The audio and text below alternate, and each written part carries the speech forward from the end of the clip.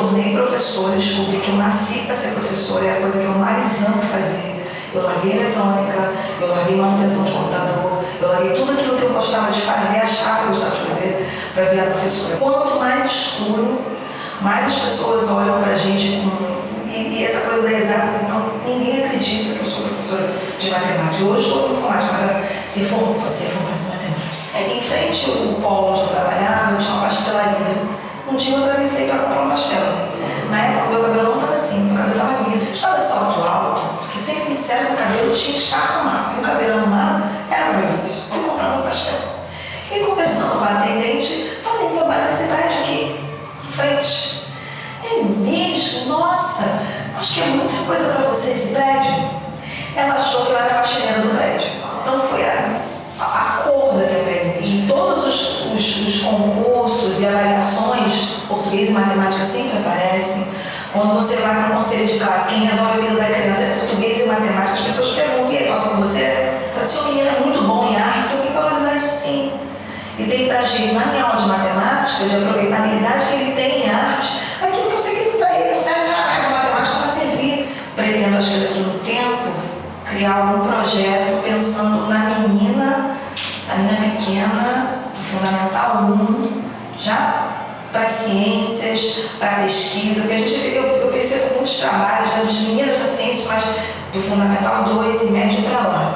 Mas é pequenininha, aquela que entrou no primeiro ano, no segundo ano, e que está ali se construindo enquanto menina, e que de repente quer ser como eu, trabalhar na área de exatas, ser cientista, mas sempre dizem pra gente que não é pra gente, não é nosso lugar. Então eu quero dizer pra essa menina pequenininha, de 6, 7 anos, que é o lugar dela sim. Um dia eu vi um trabalho no CCBB, que a mulher falava sobre, acho que ela é doutoranda, sobre a matemática das tranças.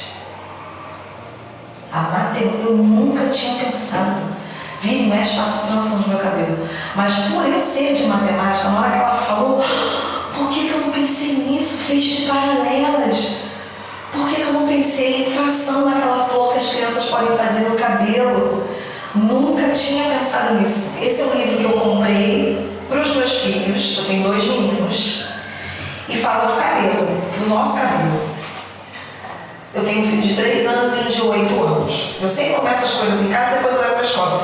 E eu lembro que meus filhos, os de 3 anos, falou: o Vitor, o Carlos e o papai, porque os nossos cabelos são assim. Então, como de repente eu posso pegar uma história dessa para dar um start, para falar do nosso cabelo, para falar de matemática, como eu acabei de falar, de pensar em fração, de fazer uma trança em forma de flor e pensar aqui o todo, isso aqui é 1/5 do todo. Olha quantas coisas. Não, isso aqui eu canto, eu sou católica, canto todo domingo na missa, e isso aqui para mim é liberdade, assim, de poder se expressar, de cantar, de mostrar que eu sou capaz também, além da parte de exatos, mas isso aqui para mim é liberdade.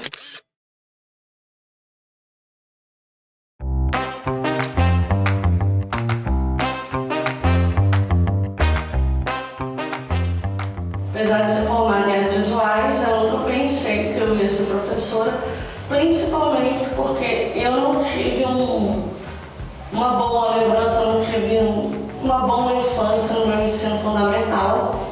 Então eu tinha prometido para mim mesma, quando eu saí de Fundamental 1, que eu jamais voltaria a pisar numa escola. Não foi o que aconteceu. Então, quando eu entrei na sala de aula para dar aula, foi em uma comunidade da cidade de Vitória, no Espírito Santo, e eu comecei a ver coisas diferentes, principalmente a capacidade que eu, como professora, tinha de mudar a vida de alguém.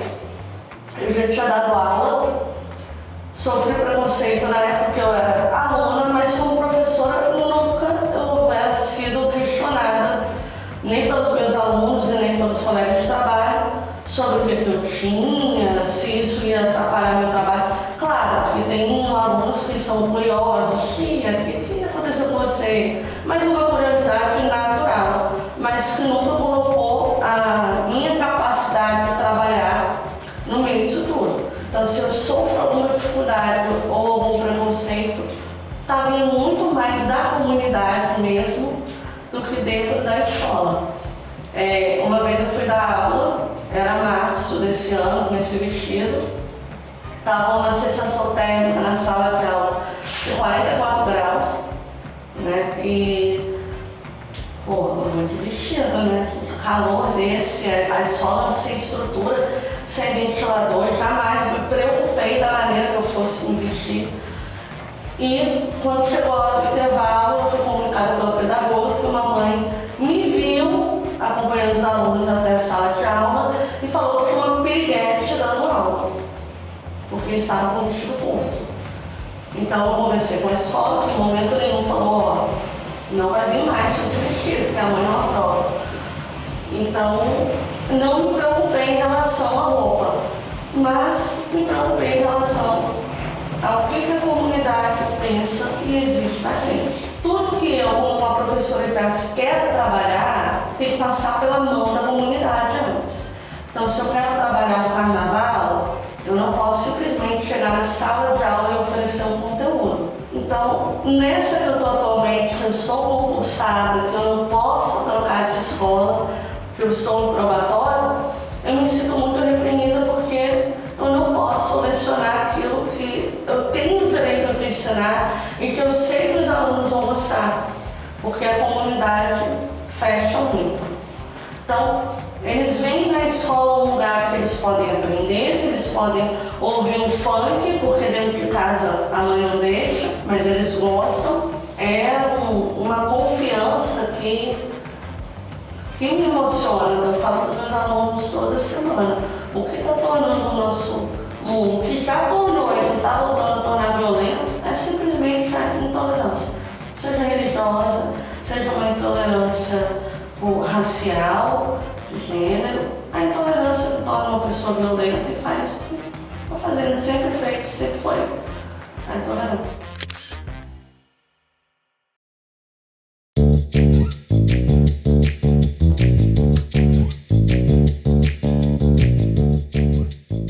Eu não sei, eu acho que eu sempre soube que eu queria ser professora, mas não sei o motivo, assim, uma vontade que eu tinha desde criança. E aí, quando eu terminei a oitava série, né, na minha época era a oitava série, eu tinha que escolher aonde que eu ia fazer o meu ensino médio. Aí tinha as opções de administração, enfermagem, e aí tinha um curso normal. E eu fiz a prova no Instituto de Educação, que era lá na cidade de Alvorada, São João do Meriti, fiz, passei e comecei a minha formação. E aí eu comecei os meus estágios, acho que no ano seguinte, e realmente eu gostei muito da educação infantil, foi o que eu mais gostei. E aí eu naquele momento entendi que eu me identificava porque eu tinha perfil de professora de educação infantil. Qual era o perfil?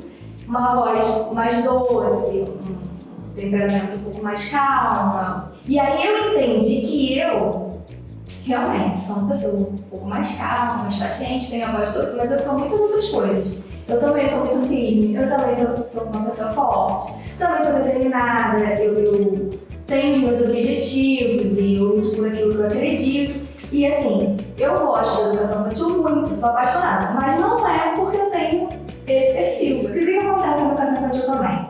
A gente incentiva a autonomia das crianças, eles serem independentes, eles cuidam das próprias coisas. A gente, toda vez que eles precisam trocar de roupa, eles vão lá e trocam a própria roupa, dobram a própria roupa. E não vai dar exatamente dobrado como tu dobraria. Então assim, esses questionamentos existem. Você não ajudou ele, por que a meia dele tá ao contrário? Né? Por que o casaco, a roupa não está dobrada direitinho dentro da mochila? Não é nossa função fazer isso, né? A gente está ali para ensinar para que eles façam. Eu gostaria de ser vista como uma mulher forte também, né? Como eu sou tantas outras coisas, eu sou forte também, sou tudo junto e misturado. A minha fantasia, que é uma fantasia, né? Que é da Frida, eu escolhi porque junto com essa ideia que as pessoas têm de mim, de ser uma pessoa muito boazinha, muito calma, muito tranquila, também passa uma ideia de fragilidade, que é uma coisa que me incomoda.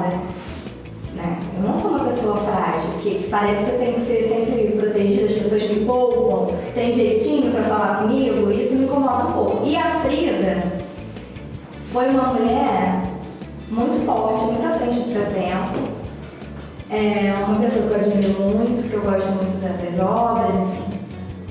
E esse ano a gente está trabalhando sobre a história da Frida com as minhas crianças. E aí foi uma inspiração, assim.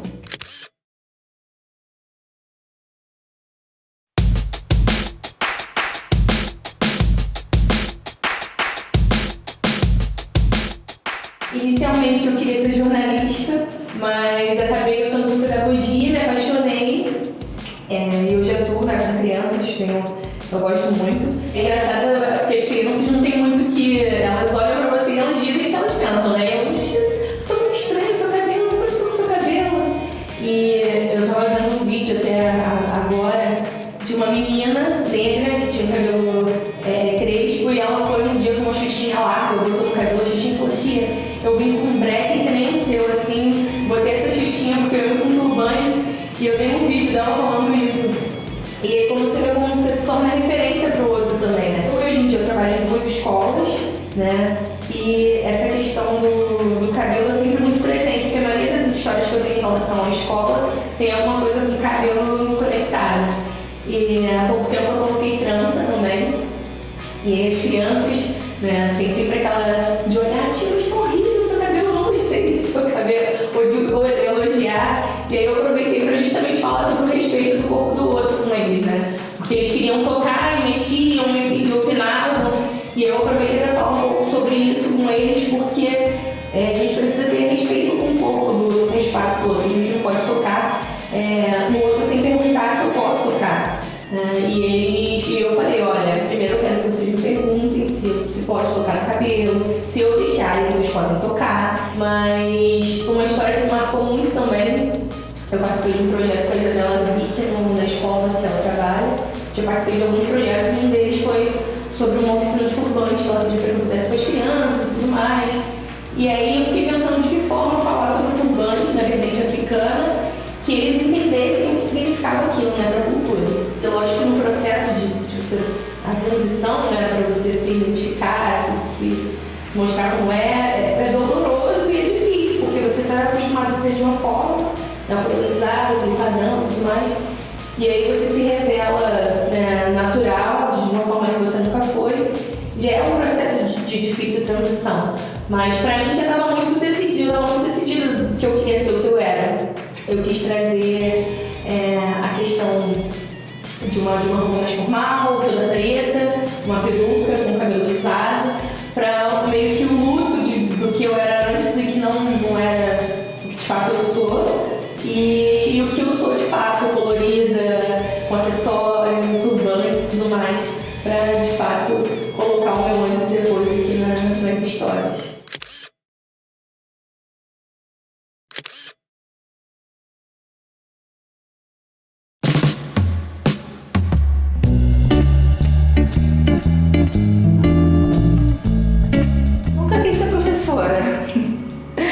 Mas assim, quando eu fui fazer o ensino médio, era o único curso que tinha de dia, e como eu só tinha 15 anos, a minha mãe não ia jamais deixar estudar à noite. Hoje eu não me imagino fazendo outra coisa. Dentre os entraves, os desafios que a gente enfrenta na nossa profissão, acredito assim que é muito rico, né? Assim, é muito gratificante.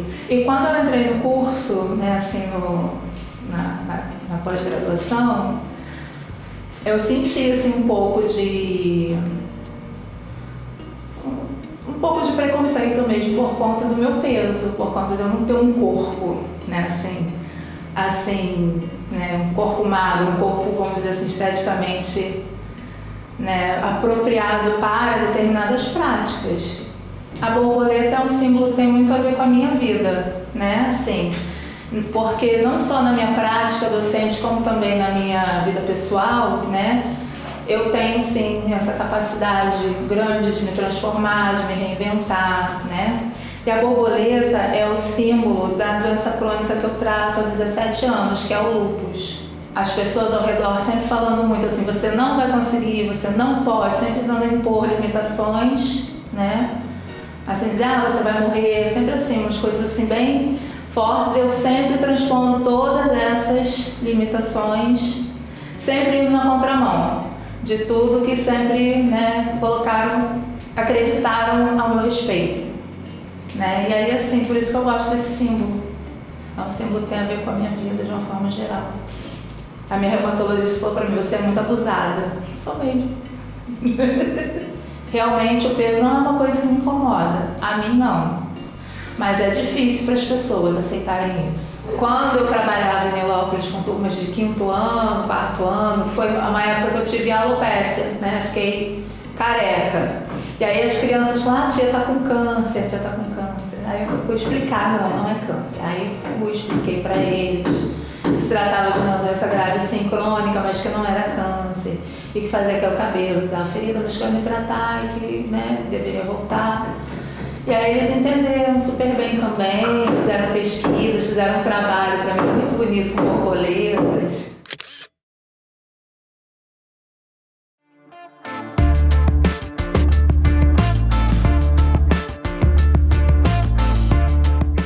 Gente, eu acho que a docência entrou na minha vida muito cedo, porque eu sou uma família de pessoas muito pobres. Na verdade, de uma parte pobre e outra parte que tem dinheiro, e eu tinha alguns tios que, eu não sei porquê, mas eles só gostavam de colocar os filhos no colégio quando já fossem alfabetizados. Eu já era uma criança alfabetizada, então eu alfabetizei duas sobrinhas minhas que eram mais novas. Eu brincava já de ser professora, mas eu não tive o sonho de ser professora porque eu não tive o sonho de ser nada. Pobre não tem sonho de ser nada. E quando eu estava com 25 anos, simplesmente assim, eu sempre fui muito leitora, eu gostava de ler. A minha companheira virou para mim e falou: eu te inscrevi em 2 vestibulares, que era o UERJ e a época a Faculdade da Cidade, que hoje já não existe mais. Eu fiz prova para as duas, passei, então eu optei por fazer a Faculdade da Cidade à noite. Logo depois eu fiz 2 cursos de pós-graduação, e quando eu comecei a fazer a universidade eu não queria ser professora, eu achei que fosse trabalhar com tradução, por isso escolhi português e inglês. Mas aí é fogo, né? Entrei na sala de aula para dar minha primeira aula, aí fudeu assim de vez, porque eu falei: cara, não existe nenhum lugar que eu me sinta melhor do que na sala de aula. Eu minto pra mim todos os dias e digo: foda-se a educação, não quero saber disso. E todo dia eu venho pra sala de aula. E todo dia eu me esforço pra fazer o melhor, pra ser uma professora melhor. Acho que no fundo eu acredito que um dia vai ter um lugar pra mim. Sonho com isso todos os dias. A discriminação normalmente ela não vem assim tão na cara. Ele vai me mandar embora por outro motivo qualquer. Ele não vai dizer que é porque eu falei que era homossexual em sala de aula, porque o aluno pergunta, que eu falei que teve um aluno meu passando bilhetinho: a professora é gay. Pô, eu cansei de fazer isso. Quem é que não sacaneia um professor, não bota um apelido? A menina nem tava mentindo. E a coordenadora pedagógica fez ela me pedir desculpa. Desculpa, gente, por achar que eu era gay? Foda-se as crianças se escrevendo no bilhetinho, faz parte da formação, sei lá o quê. Mas sabe o que foi pra mim ter que conversar com aquela menina? Sabe? O que eu ia falar pra ela? Eu tive que esperar anos, porque a gente se conhece até hoje. Eu falei: lembra? Você tinha razão, eu era gay mesmo. Por que eu não podia sentar com ela e simplesmente falar sobre sexualidade, aproveitar aquele momento pra falar sobre aquilo? Mas isso não era possível. E se eu fizesse, eu ia ser mandada embora não porque conversei com a Lígia sobre aquilo, ia inventar outro motivo. Cheguei a pensar que eu não fosse uma menina, porque a gente ouve o que é ser um menino e uma menina. Então, como eu não me enquadrava em nada daquilo enquanto criança, eu achava que eu fosse um menino. E aí, naquela coisa dos meninos, na década de 80, iam fazer artes marciais, para o Karate Kid, e as meninas iam fazer ginástica olímpica. Um dia minha mãe foi me procurar na ginástica olímpica, eu não estava lá. Eu estava querendo fazer o karatê, eu já tinha batido minha meia turma que tinha implicado comigo. E aí eu gosto muito do meu kimono, porque não tem kimono feminino e masculino. Mas é por isso que o kimono é muito importante para mim. Foi lá que eu me senti mais respeitada, foi lá que eu resgatei a minha autoestima, que eu entendi que os corpos não são mostrados, eles são respeitados pelas suas idades, pelo que eles podem fazer, pelo que eles contribuem para o outro. você não é boa porque você faz o melhor movimento, você é boa porque você serve para me ajudar a crescer também. E esse é o princípio da educação freiriana, não é aprender com o outro o tempo todo.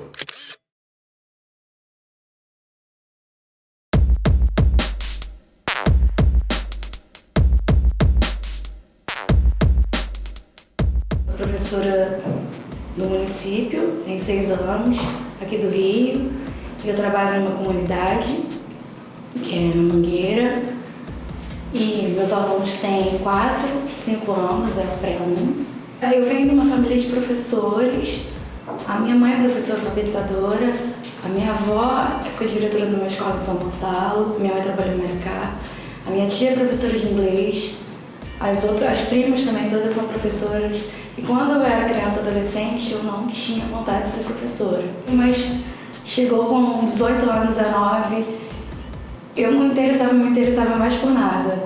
E resolvi encarar a pedagogia e foi uma escolha certa. Quando eu comecei a trabalhar, quando eu era muito novinha, eu tinha aquela ideia de ser professora, ser boazinha, né? Mas depois que a gente tem uma realidade, você vê que é tudo diferente, né? Você tem que se impor, tem que mostrar o seu jeito. Se você brigar, se você for ter uma atitude mais rude, não muda o jeito que as crianças vão te ver. Eu escolhi o Peter Pan como personagem porque eu sinto representada daquela maneira dele não querer crescer. E ele não querer crescer e ele querer só coisas positivas para a vida dele, só querer coisas boas, se aventurar. E por isso eu me identifico com ele. Quando eu tô perto das crianças, eu me sinto mais criança.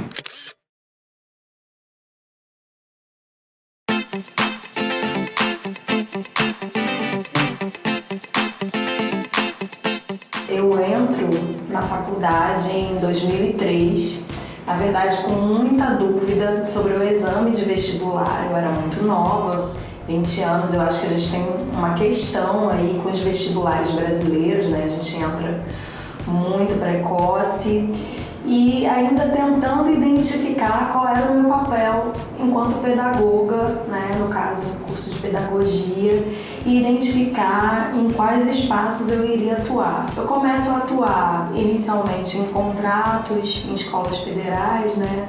CAP-FRJ, CAP-UERJ, posteriormente Pedro II, mas eu vejo uma realidade ainda distanciada do nosso Brasil, né? Do sentido da escola pública. É quando eu passo em 2 concursos da Baixada, um em Queimados e outro em Nova Iguaçu na docência de 1º ao 5º ano e orientação educacional em Queimados, né?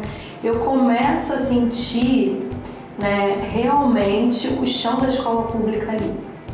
A gente vê uma realidade da Baixada muito evangélica, um alunado muito preto e, contraditoriamente, professores extremamente conservadores com relação a questões de gênero, né? Quando tinha a Semana da Consciência Negra, que era obrigatória, a gente percebia que eram celebrações muito estereotipadas, né, com equívocos dos conteúdos pedagógicos.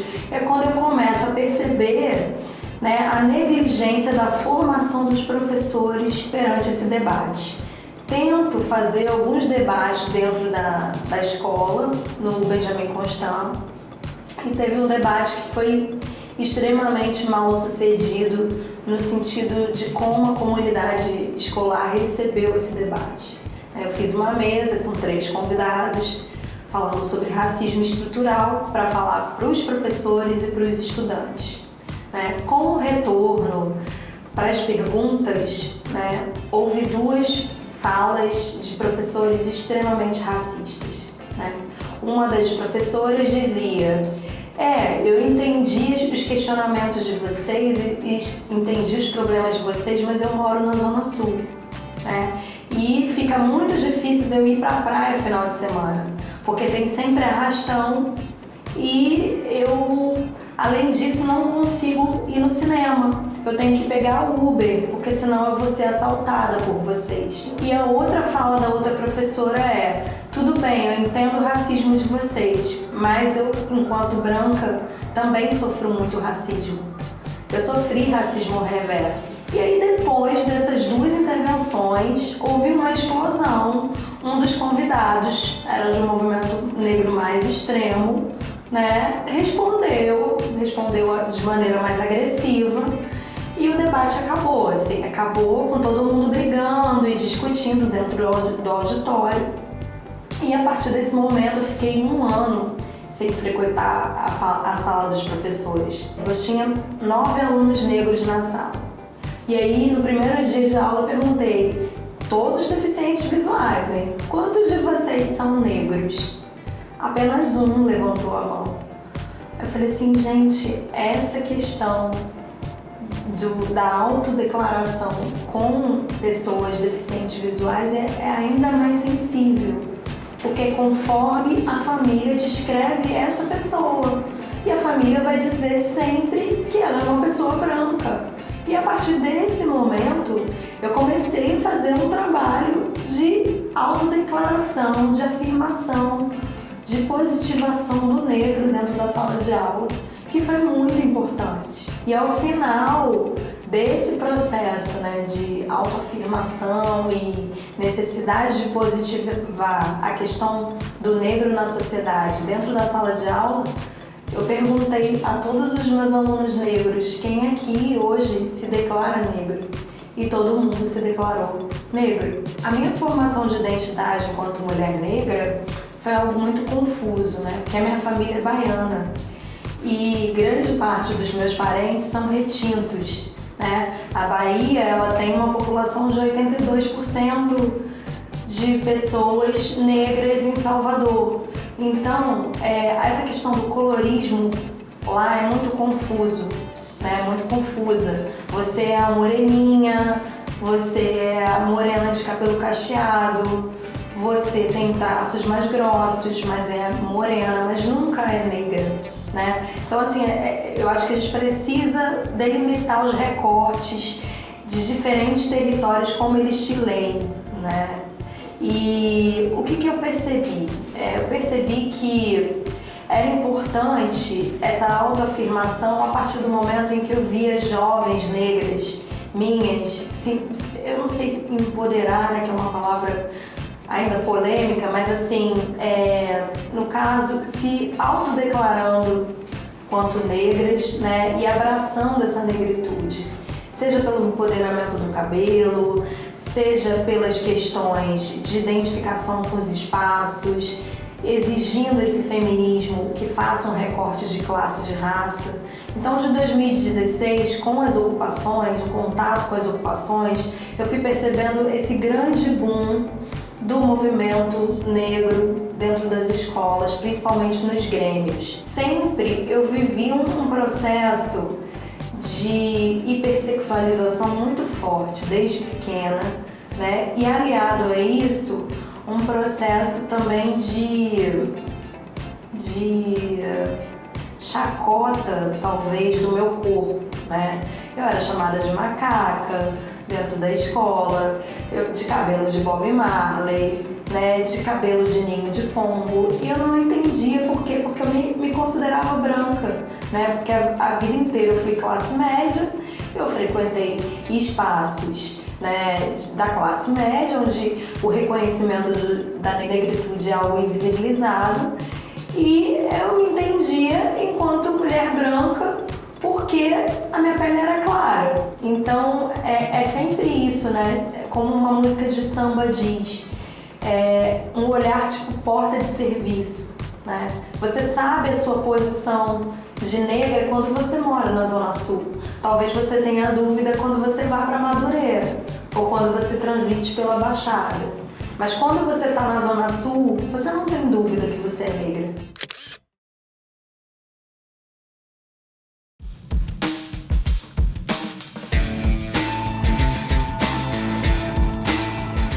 Sou estudante de mestrado do programa de pós-graduação em educação lá da UERJ e decidi retomar minha licenciatura porque eu concluí só bacharelado em letras. Na época, a universidade, né, nessas licenciaturas não atua em incentivando muito a prática docente, né? Totalmente diferente da pedagogia.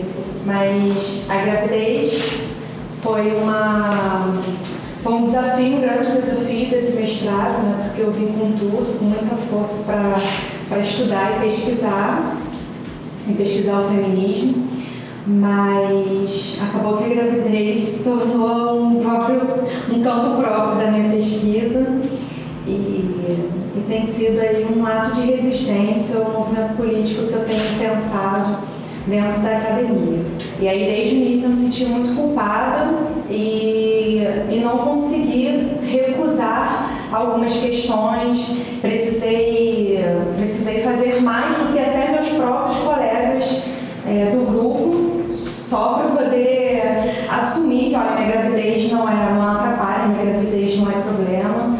É muito ruim, porque difícil mesmo é você ouvir aquela rede de apoio dizendo: você vai conseguir, é possível, a gente organiza com você. Mas tudo bem, vou seguir, vou terminar. É muito complicado, né? Porque não é uma questão nossa, não, é uma questão posta no sistema. Não é um conflito pessoal. Antes fosse, seria fácil resolver, né? Mas não é, é um sistema que está muito consolidado, muito rígido. E a gente precisa lutar aos poucos, chamando atenção mesmo para os professores, para os funcionários, né, para o espaço universitário, conseguir amparar esses alunos. Se a gente quiser e desejar, de fato, uma educação pública universal.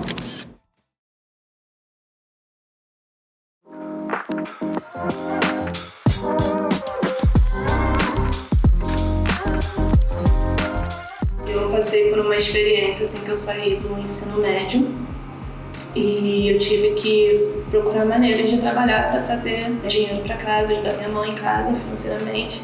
E eu comecei a dar aula particular, porque eu me formei no Pedro II e lá a gente ganha a licenciatura em Ciências e Letras. Comecei a dar aula particular para umas crianças da minha vizinhança e uma delas era especial, tinha autismo. E ela tinha muitas dificuldades na escola, ela realmente não conseguia aprender a ler, não conseguia aprender a escrever, aquela coisa, porque os professores realmente não tinham paciência para lidar com aquela diferença. E quando a gente estava junto, estudando, só eu e ela, a gente conseguia desenvolver muitas coisas, inclusive no final do ano, do primeiro ano que eu ajudei, ela conseguiu aprender a ler, ela trazia os trabalhos da escola e a gente desenvolvia muito melhor em casa. E aí eu pensei, por que não fazer pedagogia? Antes eu queria fazer psicologia. Falei, por que não tentar pedagogia? Estou pesquisando no momento a intolerância religiosa. Porque a partir de conversas com as crianças do meu centro, eu reparei que muitas das discriminações vêm de parte do professor. E eu gostaria sim de entrar na sala de aula fazendo essa diferença. Abrindo o meu coração, abrindo a minha vida, porque eu acho que isso, sem dúvida, ia fazer uma relação muito mais recíproca, afetuosa, e eu acho que isso agrega muito no ensino deles também. A pessoa já chega me conhecendo como lésbica e depois de um tempo passa a saber que eu sou progressista, aí junta uma coisa na outra. Não sei o que acontece, gente, a fusão que eles fazem na mente deles. Mas realmente gera essa discriminação. Mas eu já passei por formas separadas, de forma separada na minha sexualidade, que eu acho que veio bem antes da minha religião, no caso. Veio sim, porque a gente chegar, por exemplo, se apresentar, brincadeira de amigo oculto, foi, por exemplo, a primeira vez que eu falei. Meu primeiro ano na UERJ, no final do ano a gente fez um amigo oculto. E a gente conversando, a gente fez uma coisa diferente pra gente falar da gente. Aí quando eu falei, tipo, as pessoas ficam assim, nossa, como eu falei, nem parece, você nem parece. Aí eu falei, fazer o quê? Antes eu realmente tinha essa coisa de mim, poxa, nem pareço, por que eu tô falando isso? Nem pareço, posso passar batido. Mas depois eu vi que tem essa necessidade, eu preciso falar de mim, eu preciso falar o que eu sou, preciso falar pra que eu tô aqui. Eu acho que isso é importante. Depois que eu resolvi assumir meu cabelo, por exemplo, que é uma marca, não tem jeito, as pessoas olham diferente. As pessoas se acham no direito de falar na minha cara que meu cabelo é horrível. eu passei por umas situações ruins em casa, que minha mãe não me aceita, não me aceitava. Hoje ela tá passando a respeitar. E hoje é totalmente diferente. Eu falo mesmo, eu tiro foto, e minha mãe tá vendo que realmente isso não ia mudar o meu caráter ou a minha forma boa de ser, né? O bem.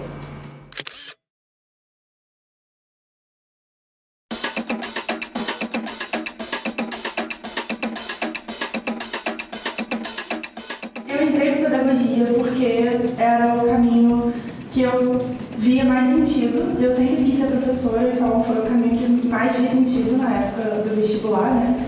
E quando eu comecei a me interessar pela educação infantil, foi através da pesquisa. Eu pesquisei muito educação infantil durante a minha graduação inteira e eu só havia necessidade de ir para a prática mais para o final, quando eu estava no 7º período. E eu achei essa escola na Zona Sul, de classe alta, que estava precisando de uma estagiária. E como era uma oportunidade que seria mais fácil, entre aspas, de entrar, porque era indicação, eu acabei indo. E assim, eu lembro que desde da entrevista inicial, eles gostaram muito do meu perfil. E eles falavam isso, perfil. Eles não falavam, tipo, gostei da sua história, gostei do seu trabalho. Eles falavam, gostei do seu perfil. E aí eu entrei como estagiária e sempre quis, né, almejar ser professora lá dentro, sabe que era muito difícil, era uma escola muito concorrida. E todo mundo sempre falava, é impossível, impossível, impossível. Só que era impossível por quê? As outras estagiárias, isso é muito feio dizer, mas a maioria das estagiárias eram fora do padrão, eram negras, eram gordas. Na época eu não tinha noção de onde estava me metendo, eu não enxergava aquilo da maneira que realmente era. E eu lembro que na época eu dei a louca, assim, não deu a louca, eu sempre quis fazer isso, eu peguei e fiz e pintei o cabelo de laranja. Só que depois de mais ou menos um mês começou um clima estranho. Ela não estava me tratando mais como eu me tratava. Aí um dia eu cheguei na sala dela para conversar com um assunto lá da escola e ela falou para mim com todas as letras que eu tinha que pintar o cabelo de volta. E na época eu fiquei nesse dilema, que ela falou para mim com todas as letras que se eu não pintasse o cabelo era provável de ser demitida. Eu refleti muito, eu levei em consideração toda a conjuntura e falei assim, não, vou pintar o meu cabelo compaginamente, vou tomar essa decisão compaginamente para que eu possa conseguir continuar nessa escola, que é uma coisa que eu quero agora, mas isso não vai me mudar. Em dezembro eu fui demitida. Eu sempre procurei ocupar o espaço de professora de educação infantil, porque é quem eu sou professora de educação infantil. E quando eu chegava nas escolas, as pessoas falavam, não, mas será que você não quer uma turma maior e tal? Porque você é muito grande, você é muito alta, você é muito, assim, não tem nem muito esse negócio da educação infantil. Aí eu fiquei um ano no pé, depois eu voltei pro maternal. Aí quando eu voltei pro maternal, voltou essa questão de novo, do perfil, né, da professora da criança pequena. E ela me chamou porque os pais estavam reclamando de mim, porque achavam que eu era muito distante das crianças. E assim, a professora pode ser do jeito que ela quiser, entendeu? Eu não preciso falar manso, eu não preciso ficar falando tati de tati, eu não preciso ter o cabelo escuro, eu não preciso ter o meu cabelo alisado, eu não preciso ter a minha pele branca, eu não preciso fazer nada disso para cuidar de criança. Eu preciso estudar. E isso eu fiz, eu estudei muito.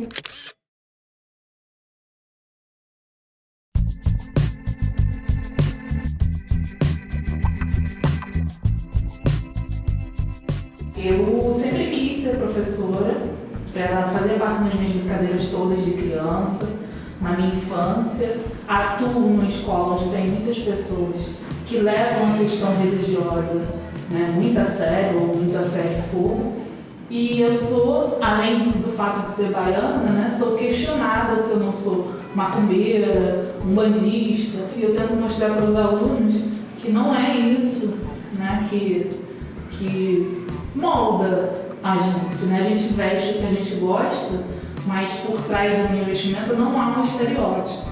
Eu poderia ser da Umbanda, eu poderia ser do Candomblé e também não teria problema algum. O ambiente em que mais circula qualquer tipo de questionamento com relação a preconceitos, muitas vezes são do ambiente da sala dos professores, e talvez era onde menos deveria circular esse tipo de preconceito, esse tipo de questionamento, mas é um lugar de disseminação, muitas vezes, dos preconceitos que ficam escondidos, né, dentro dos professores e que eles se sentem em um ambiente livre para poder falar.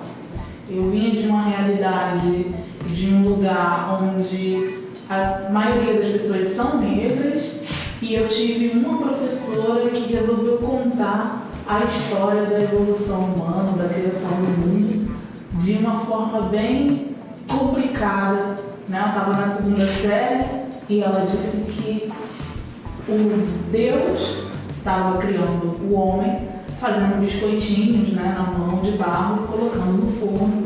E assim, cada fornada saía uma parte da humanidade. Mas em uma dessas fornadas, o diabo resolveu brincar com Deus, né, e distraiu. Então, nessa distração em que o diabo fez de propósito, a fornada queimou e foi assim que os negros nasceram. Então, eu nasci de uma fornada queimada, voltei para casa chorando, perguntando para minha mãe se eu era uma distração do diabo, né? Porque até então todos eram filhos de Deus, da fornada correta, e eu nasci da fornada errada.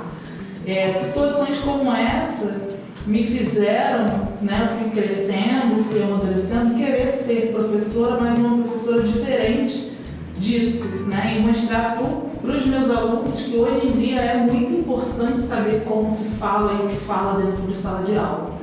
Eu passei por um processo de formação, de vivência em que o racismo estava muito presente na minha família, presente na sociedade. E quando eu cheguei na escola pública, eu não me reconhecia como negra, por exemplo, né? Eu passei a adolescência achando que meu cabelo era muito feio. E eu cheguei na escola pública estadual, que é onde eu atuo hoje, além da federal, e as minhas alunas falavam que meu cabelo era lindo, que eu deveria soltar, que eu deveria deixar livre, e ele agora hoje virou isso aqui, né? Tá livre, tá solto, e esse processo de amadurecimento e de reconhecimento de quem eu sou passou pela escola, vindo dos alunos para mim. Então eu tento hoje em dia também mostrar algo de mim para eles. Até os meus 15 anos, por exemplo, a minha mãe tentou alisar o cabelo de todas as negras, porque ela não gosta. Hoje em dia, ela diz que eu tenho cabelo de bruxa. Mas porque ela também já veio ela também é baiana, criada no interior, e já veio com essa mentalidade de que ser negro é feio e você vai sofrer se você for negro. Eu acho que esse tipo de preconceito ainda se repete muito, mas eu acho que a conscientização está bem grande. E eu digo isso por conta de eu ter passado por um processo de reconhecimento de quem eu sou por conta das minhas alunas, né? Elas se reconheceram em mim e eu soltei o meu cabelo e eu me reconheci nelas. E eu fui abolindo essas práticas que eu tinha quando eu comecei a dar aula. Porque quando eu comecei a dar aula, minha roupa padrão era calça, salto alto e blusinha de botãozinho, que era pra eu estar elegante para dar aula, né? E só que não era eu ali, né? Eu nem conseguia circular pela sala direito com salto. Acho que até hoje eu não sei andar bem por quê.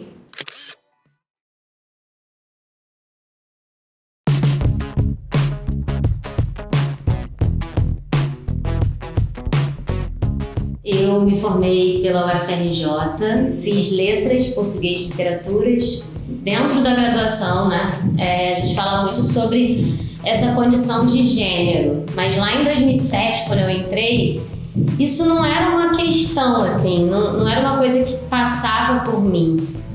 E aí, é curioso, assim, porque eu sempre coloquei esse desafio de ser mulher e ser professora em uma outra bagagem, que é o de ser uma pessoa muito baixa. Então, em sala de aula, eu sempre associei qualquer desafio em torno da confiança a essa questão da altura. Eu fui percebendo que as questões de gênero estavam ali também. Eu fui me percebendo em algum momento como alvo de algumas violências, assim. Eu fui convocada num concurso pro Cefet e aí eu entrei, só que eu peguei o bonde andando, tudo já estava acontecendo, e aí eu resolvi fazer uma dinâmica de apresentação em que os alunos me perguntavam curiosidades, assim, dividi em grupos, 3 perguntas para cada grupo, e aí uma das perguntas que eles ficaram assim, não, mas eu acho que a gente não pode perguntar, acho que não tem como perguntar isso, mas não, e aí finalmente perguntaram, e poucas turmas fizeram essa pergunta, era sobre a minha sexualidade, e aí eles questionaram se eu era hétero, e aí quando eu pedi que outros grupos dessem essa resposta, todos eles discutiram como se fosse um tema muito importante na sala e decidiram que uma pessoa como eu não poderia ser hétero, porque isso seria muito incoerente. E aí eu me vi dizendo para eles e dizendo para mim mesma que sim, que eu era bissexual. O enfrentamento, é porque o enfrentamento por ser uma mulher pequena, ele não é ele ou vem num tom de humor, então é engraçado zoar a professora pequena, e por diversas vezes professores me trataram como aluna ou como uma criança, do tipo, você não deveria estar aqui no ensino médio, você deveria estar no ensino fundamental. Então, é muito difícil eu estar num espaço e não estar presente nesse espaço. Presente nesse sentido de ter uma projeção de voz, de ter uma habilidade comunicativa em que, enfim, que as pessoas me enxerguem, que seja possível me ver. E aí talvez um pouco até da aparência física, né? O piercing, a tatuagem também venha nesse lugar de precisar ser vista. Então eu acho curioso porque desde que eu entendi que eu sou uma pessoa pequena mesmo e em sala de aula eu vou continuar sendo essa pessoa pequena porque eu não gosto nem de usar salto e nem, sei lá, de subir no tablado, as coisas ficaram um pouco mais naturais pra mim, assim, porque eu percebi que é isso, assim, que eu não preciso mais do meu tamanho pra poder dar uma aula. Porque eu sou uma pessoa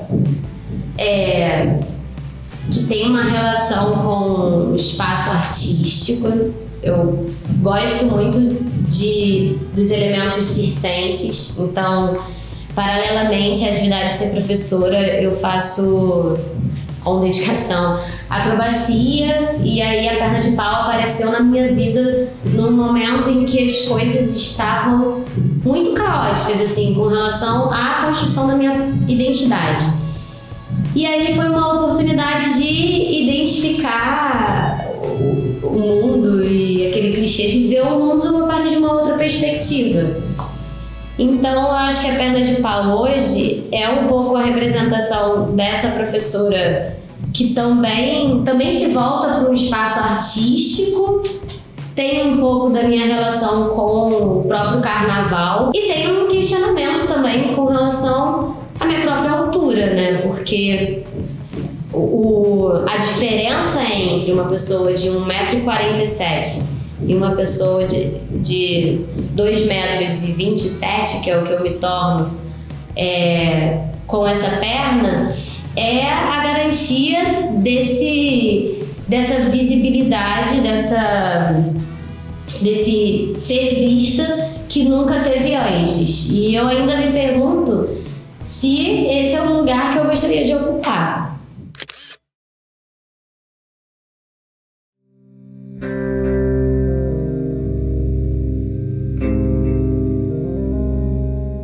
Sou instrutora de teatro.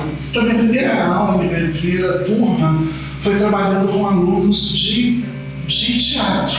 Então, veio o teatro, logo em seguida, pelo processo de exclusão, de participação social, e isso é muito interessante, porque quanto mais eu materializava a mulher da travesti que eu sou, nas dinâmicas do teatro e da arte, mais eu era retirada dessa cena e dessa participação. E aí eu vou para maquiagem, eu vou para o cabelo, e aí me torno uma cabeleireira potente, né?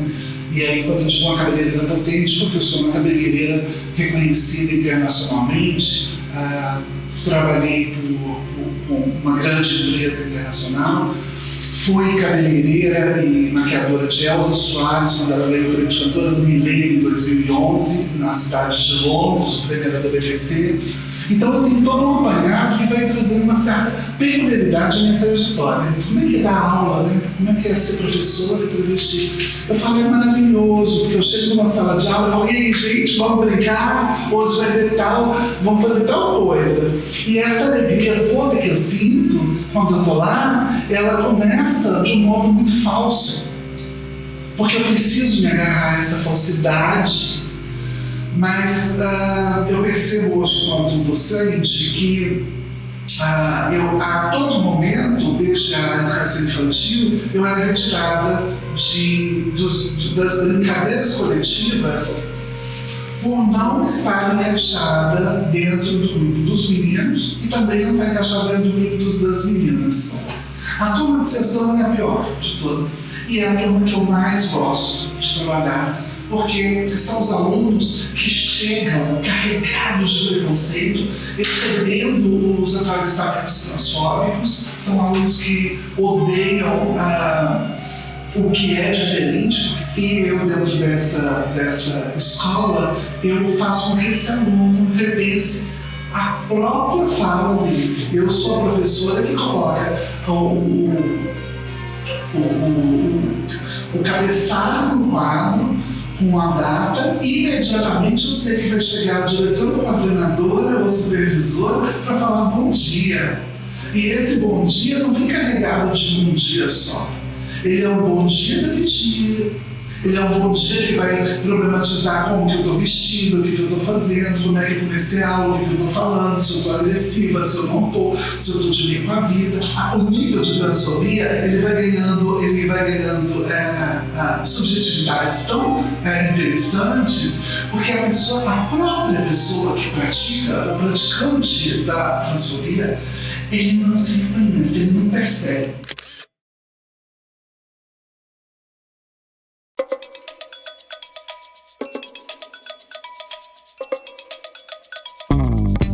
No meu primeiro dia de aula na escola que eu trabalho, até hoje, que eu gosto muito, duas meninas conversando, uma virou para outra e falou assim: "Ei, ela falou que você é preta." Aí eu falei assim, tá. Aí chamei a menina e perguntei, falei: "Eu sou negra sim, sou preta sim. Você acha que tem algum problema?" Aí ela riu e fez assim, não. Até que, enfim, pela primeira vez eu tive uma professora preta. Outra coisa que a gente fica, o que é ser professor? O que é ser professor? É só passar conteúdo? É saber muito? É se envolver? É entrar na vida das pessoas que entram na nossa vida? Cada ano, cada turma, com 33, 34, 35, não sei quantos. Acho que é um pouco de tudo isso. Um pouco de tudo isso, a gente se envolve, às vezes a gente chora, a gente se alegra, se frustra. Eu estudei nos anos 80, eu não tive uma professora negra. Hoje, graças a Deus, tem várias. Hoje não, hoje a gente tem uma representatividade muito grande. E não só da negra como eu, que não quero usar cabelo, não quero usar nada. Meu cabelo é esse, vai ficar assim, pronto, acabou. Mas também como outras que tem por opção, pode ser por facilidade ou por se achar se vir melhor assim, cabelo alisado, trançado, esticado. Eu acho que não tem que estar engessado num determinado padrão, não. A imagem que se passa de um bom professor é uma professora que é bem séria, que fala grosso, que ri pouco. Eu não tô longe disso, gente, calma aqui. Assim, uma coisa que também me incomoda um pouquinho é, às vezes, quando o aluno nos vê na rua, por exemplo, a professora de short, a professora tá de short. Sim, a professora de short. A professora está nua, a professora está com biquíni, a professora está com vontade de aula, não está naquele momento dando aula. Então eu acho que não existe existe isso uma forma, um não dito, uma forma velada de um ser professor, que na verdade precisa ser quebrado. Porque o professor é uma pessoa. O professor é uma pessoa comum, que tem conflitos, que perde a paciência, que não faz tanto por... Tem amor pelo que faz, mas que gosta do salário porque ela tem que pagar contas. Tudo isso. Que transa, que trai, que é traída, que come, que bebe, que tem cachaça, toma porre, tudo isso.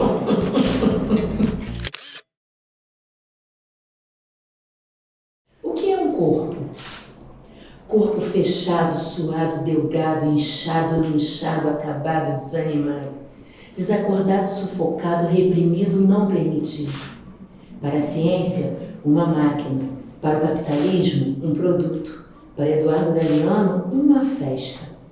Festa de gala, festa fantasia, festa de carnaval ou festa sombria. Não importa qual seja, nem onde esteja, o corpo é festa.